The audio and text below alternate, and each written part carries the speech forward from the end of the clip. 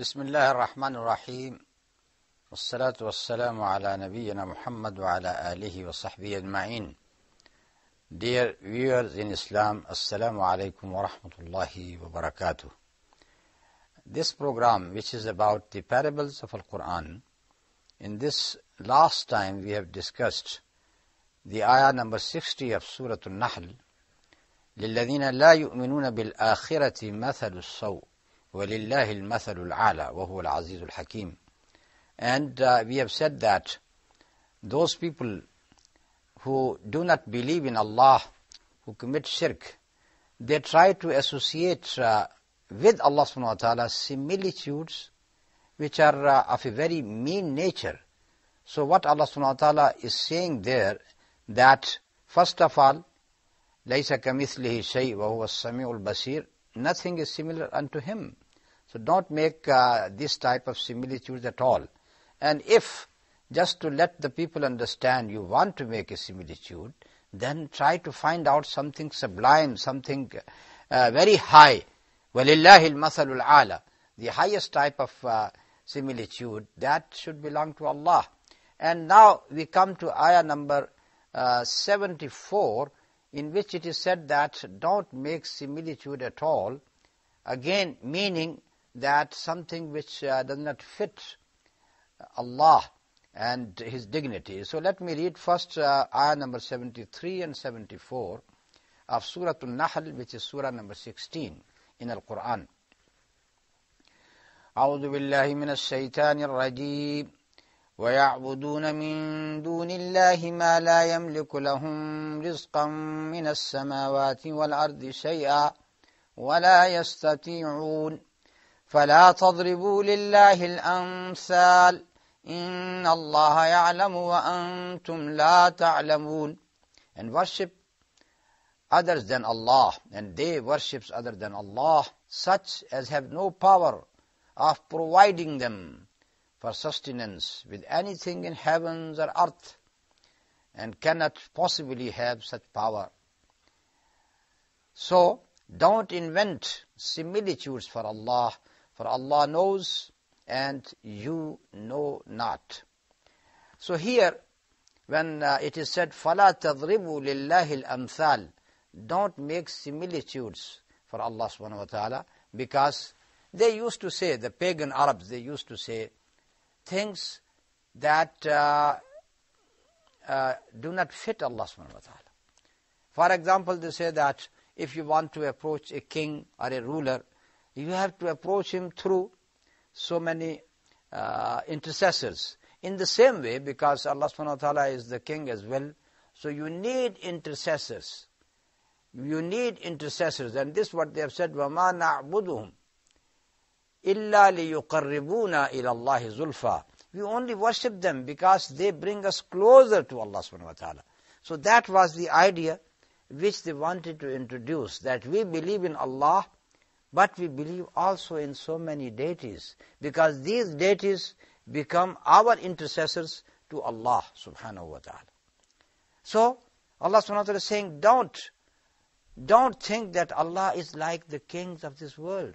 You need intercessors for the worldly kings, but you don't need any intercessors to me.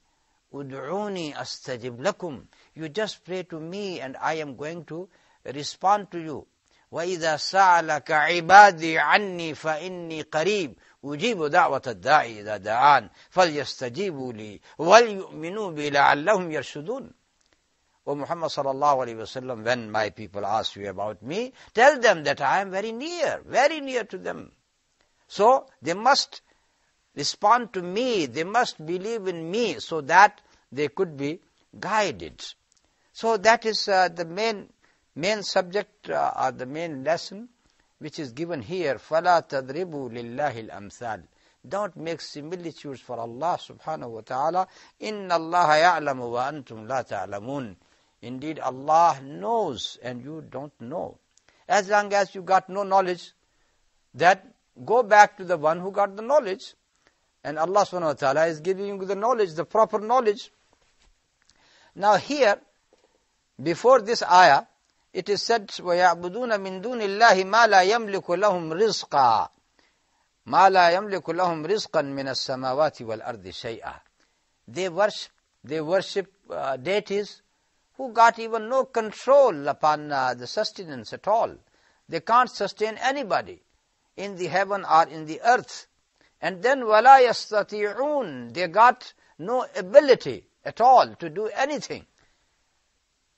That is the lesson. That are you comparing Allah subhanahu wa ta'ala with deities who can't even sustain anybody, who got no ability at all? Look, Allah subhanahu wa ta'ala who provides you with all the sustenance. So, you ask Him, you pray Him, you pray towards Him. And here, when Allah subhanahu wa ta'ala has mentioned about this argument, that Allah who gives you, who sustains you, who nourishes you, He is the Rabb. So, He should deserve, He is the one who deserves all your devotion and all your worship. And we can say it in another way. Look, all the lowest species in this world are serving the higher species. What does it mean? It means, for example, look at the grass. Look at the pastures on the land. Now this pasture or this grass is saying to the cattle, we are for you, come and graze us. The pasture, which is here in this example, is the lowest, serving cattle which are higher than the pasture and the grass and the hay. Now the cattle which graze on that grass, and then they become fabulous and fabulous, they are saying to the man, we are for you, come, slaughter us. We have been created for yourselves, so that you can exhaust us as your food. And this is what the man is doing, slaughtering the animals and then eating them. Now look at the man. Should he not say to Allah subhanahu wa ta'ala that as long as you have provided me with all the means of sustenance, then I should serve you? That should be the real position of the man, serving Allah subhanahu wa ta'ala. As long as all the lower species are serving him, he should serve Allah. So this is the evidence which is given here.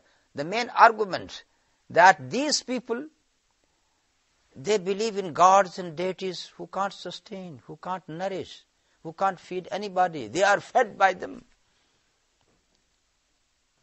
Many years ago, we heard about a deity, an idol in India with the name of Ganesh. And they started saying that this deity Ganesh, which was actually made of some fabrics or some minerals, it started sucking the milk. And it was something very amazing. Even the papers, they have circulated that news, that the Ganesh god is sucking the milk, is drinking the milk. And it was it was my personal experience. I went to Malaysia those days, and in our just we are trying to visit many places, including a temple. So when I entered that temple, the person, the doorkeeper or the gatekeeper, said to me that here we got Ganesh as well. So I said, oh, I would be very interested to see Ganesh. And he said, but he has just taken the milk and now he is resting. He is taking his rest. Subhanallah. First of all, our God who has created the cows, who provides us and our children with the milk. And this is also a God to some people who is taking all that milk and depriving the children of their food. God who needs rest as well. Such an amazing thing. So when I say that how people could believe in such types of ideas when they know that these idols are made by them and they are erected by them, they are manufactured by them, how could they solve their problems? How could they sustain them? How could they nourish them? And this is the same idea or the same argument which was advanced by Sayyidina Ibrahim alayhi salam. We know from the story of Sayyidina Ibrahim alayhi salam that he was, when his people invited him to go to a festival outside the town, he said that I can't go, I am ill. And in that way he did not go with them. And in the absence of all those people, he entered the temple. And when he entered the temple, he smashed all the idols. He left the hammer by which he has smashed the idols hanging in the neck of the biggest god there. And when the people came back and they discovered that all their idols were destroyed and the hammer is hanging in the neck of the biggest one, they said, who could do it? And everybody was sure that there is only one young person in the community who could do it, and that is Sayyidina Ibrahim alayhi salam. So this is why they called upon him. They asked Sayyidina Ibrahim, did you do that? Did you destroy all our deities? And Sayyidina Ibrahim wanted to give them the message, a very logical message. He said that why don't you ask this idol who got the hammer hanging in his neck? And they said, you know that this God can't do that. So Sayyidina Ibrahim was able to argue with them. When you yourself believe that this God can't even move from its place, can't even take the hammer in its hand, can't even shake anything here in the temple, can't do anything at all, then why do you worship him? And then he wanted to give another message, that even in the idol kingdom, the biggest God does not want the smallest God, because the God always wants to be one.